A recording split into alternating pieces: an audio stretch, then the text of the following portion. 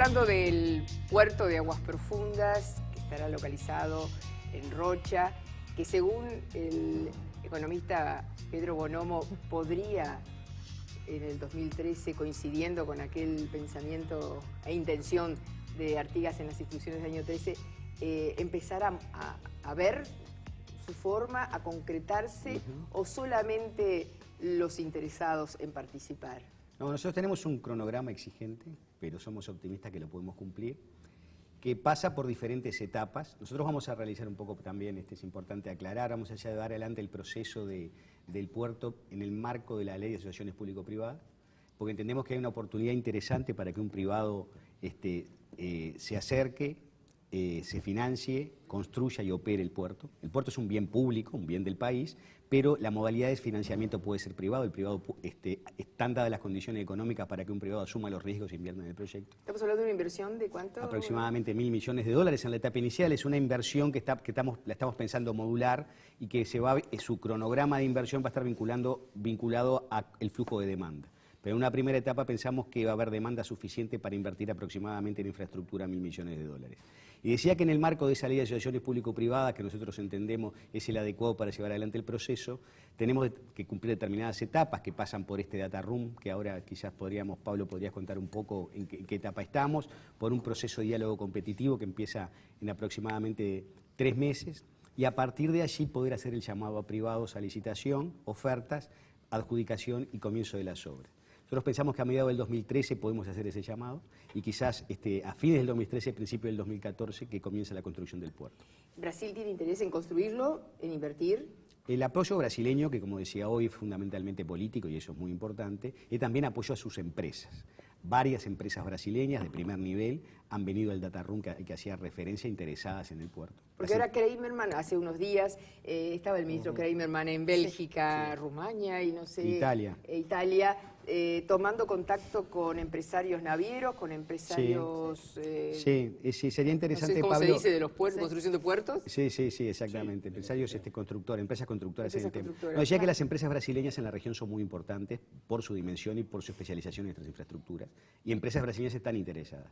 Y el gobierno brasileño tiene instrumentos de financiamiento para las propias empresas brasileñas, a través de su banco de desarrollo, exactamente, el BNDES, y ahí ellos ofrecieron una línea de acción interesante. De todas maneras, esto se va a llevar adelante mediante un proceso competitivo y no se va a adjudicar directamente la obra, sino que en el marco de la ley de asociaciones público-privadas culminaremos con un proceso competitivo y aquella oferta más razonable y más adecuada para el país, de acuerdo a lo que el gobierno entienda conveniente, será quien va a llevar adelante la obra. ¿Esto es el data room? No, esto es parte del procedimiento que la comisión entendió oportuno seguir para digamos, tener la mayor probabilidad de éxito en el interés del sector privado y el conjugar el interés del sector privado con los objetivos que persigue el Estado en cuanto a la instalación de este puerto, las características de este puerto.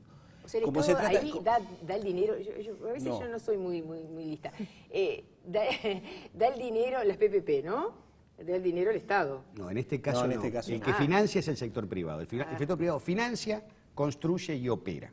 Y cobra una tarifa por la utilización del puerto para repagar su inversión. En el marco de un contrato con el Estado, que le exige determinados compromisos al privado y asume determinados compromisos. Pero en principio esta obra está prevista para que el Estado no financie, sino que este bien público que es el puerto, que va a estar a la disposición de los objetivos de desarrollo productivo del país, pueda ser financiado sin tener costo del dinero público. Es bueno a veces no dar por entendido. Y entonces, ahí está.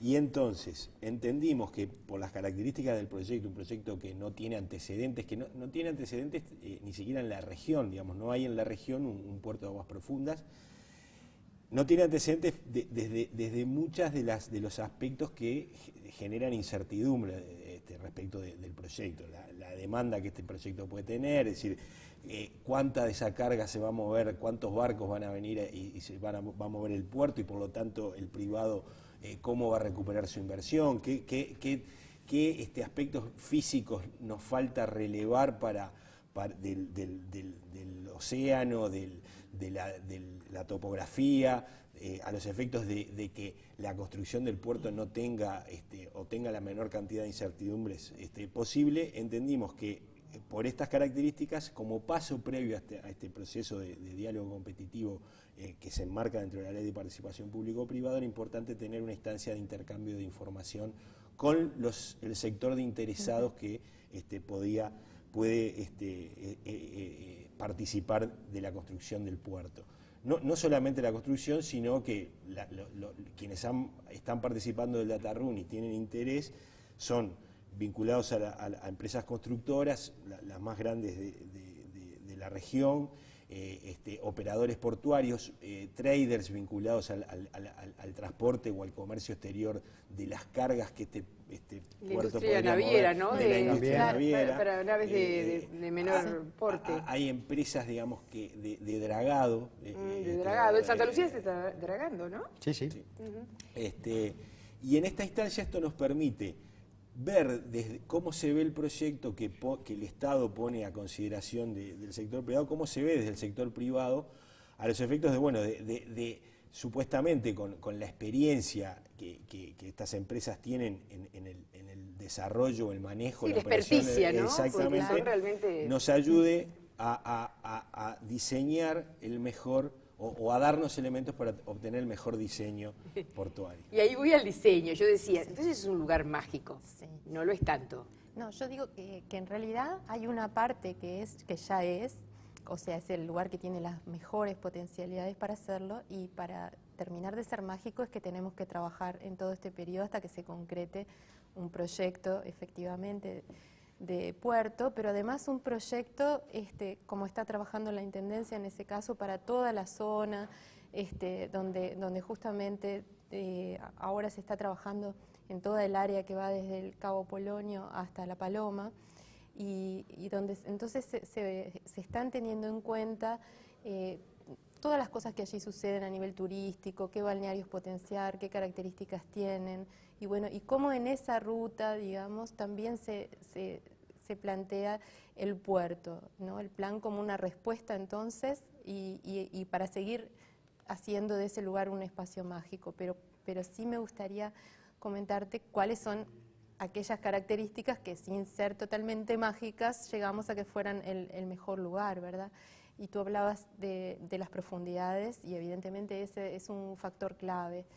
Hay otros factores que son muy importantes y también hacen a la decisión final del lugar, y tienen que ver, entre otras cosas, con la conectividad y la posibilidad entonces de un acceso franco desde la ciudad de Rocha, la cercanía de la ciudad de Rocha, que de alguna manera va a ser la proveedora de los lugares de servicio, de los lugares donde la gente que trabajaría allí podría vivir, y también, entre otras cosas, el hecho de estar alejado de aquellos lugares que tienen mayor valor como ecosistema y que entendemos que es necesario tomar una cierta distancia de ellos, como son los propios sitios que están en el Sistema Nacional de Áreas Protegidas.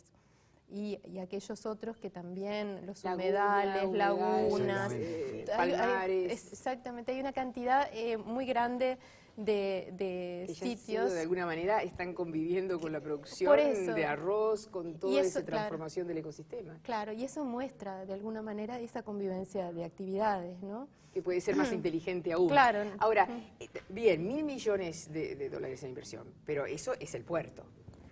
No es poca cosa. Ahora, ¿cómo llegamos hasta el puerto? Puerto, ¿no? Bueno, eso es un tema interesante. Hay inversiones complementarias que se van a hacer. Está la accesibilidad al puerto, además de agua, porque como decía Pablo, este puerto va a capturar mucha de la carga que viene, este puerto viene por la hidrovía. Entonces es la propia hidrovía, agua que viene por transporte fluvial y que complementa su carga en este puerto, en los barcos más grandes que hacía referencia a Pablo, para llegar a los destinos básicamente en Asia y en China. Pero también el puerto, si queremos que esa infraestructura, más allá de tener carga, esté vinculada directamente, o sea, un elemento que potencie el desarrollo productivo del país, debe estar integrada a la actividad nacional, debe estar integrada a través de los distintos modos de transporte, que en general estén vinculadas a la actividad portuaria de estas dimensiones. Un tema claro es el ferrocarril. El ferrocarril y el acceso ferroviario al puerto es un elemento determinante que parece que imprescindible para que el puerto se vincule con el resto de la producción del país y con regiones inclusive del sur de Brasil que podrían ver este puerto como la forma de poder hacer rentables producciones que hoy no son rentables. Entonces ahí la necesidad del desarrollo ferroviario es un tema clave y este puerto, en lugar de generar, porque a veces se ven al revés las cosas, ¿no? Que esta infraestructura necesita acceso ferroviario, por lo tanto hay que hacer inversiones complementarias que generan gastos complementarios. Yo digo que desde el punto de vista de la economía de transporte, inclusive de la economía en general, del análisis económico de proyectos, es al revés. Este puerto genera condiciones para que se hagan rentables las inversiones en infraestructura. ¿Por qué? Porque es la propia demanda del puerto que genera condiciones de transporte que hacen que producciones que hoy no se generan o se producen puedan llegar hasta el puerto y de esa manera eso es lo que viabiliza invertir en infraestructura ferroviaria. La infraestructura ferroviaria, donde está trabajando también el ingeniero Oyente, es otro de los proyectos estratégicos de este país. Vamos a eso, porque muchos, ustedes habrán escuchado también, obviamente, con más interés que yo, afirman que este puerto en realidad es la salida para la futura explotación de hierro, se llame Aratirí o como decía usted, Yenta, o quien la realice. Nos vamos a una pausa, me despido de este bloque con productos Campo Claro, productos de la granja sin adicionales de tipo orgánico que dañen, porque todo es orgánico, pero que nos aporta mucha salud y bienestar y sobre todo sabor. Ya venimos.